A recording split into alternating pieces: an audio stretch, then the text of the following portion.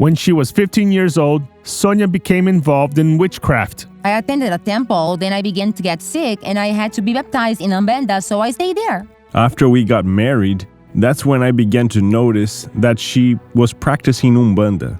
So I started to go with her out of curiosity, right? I followed all the rites.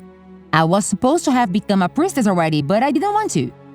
But I participated in all the rituals, the killing, the dancing, the foods, everything. She was always nervous, but I had become used to that behavior. I didn't understand it. Then after I started to attend church, that's when I started to realize that that wasn't right, you know? I found the Grace of God Church through the radio, and it was through the radio that I was converted and accepted Jesus. He began attending church. He would call me, but I wouldn't go. I wasn't going to leave Umbanda to go to an evangelical church. That was the last thing on my mind. My purpose was to ask, right, that she would stop serving all those strange entities because they were false gods. They weren't the true God. And that she would start serving the true God, the same one I was serving. He kept bugging me. He kept calling me every day to go to church, and I would tell him no. I said, well, we are married, but you have your religion and I have mine. I didn't have the wisdom that was needed. I didn't know what to do, so I started asking God for wisdom. Because even though I kept calling her, she wouldn't come to church. Then God said, don't call her anymore, just pray.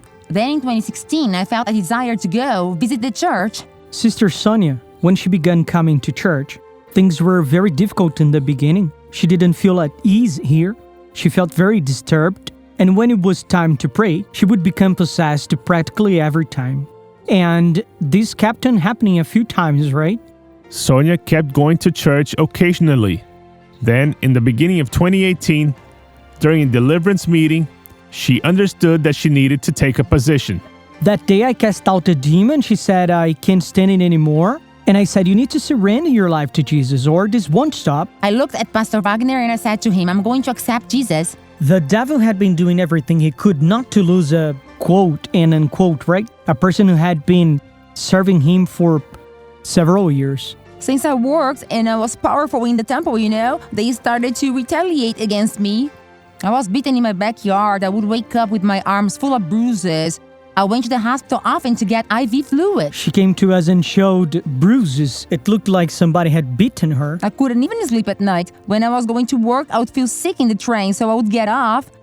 Then I would feel better, start going to work again. But I said, I'm not going back to the temple. I'm not. I was determined.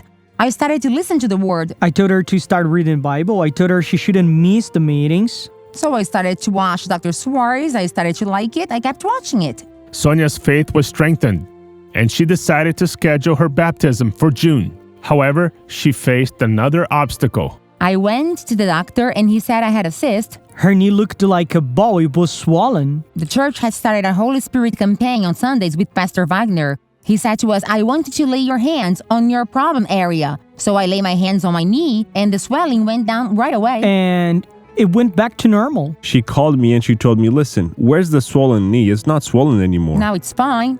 Now I don't have any health problems. Then I was baptized. Things changed 100%.